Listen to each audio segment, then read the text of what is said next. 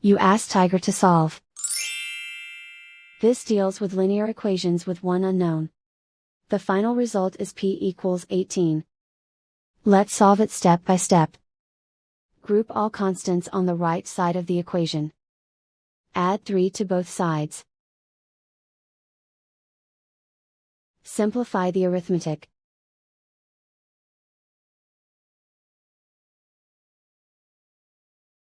Isolate the p.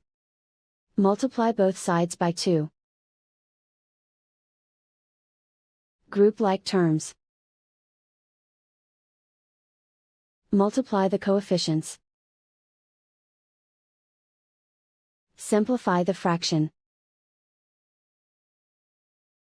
Simplify the arithmetic. And so the final result is p equals 18.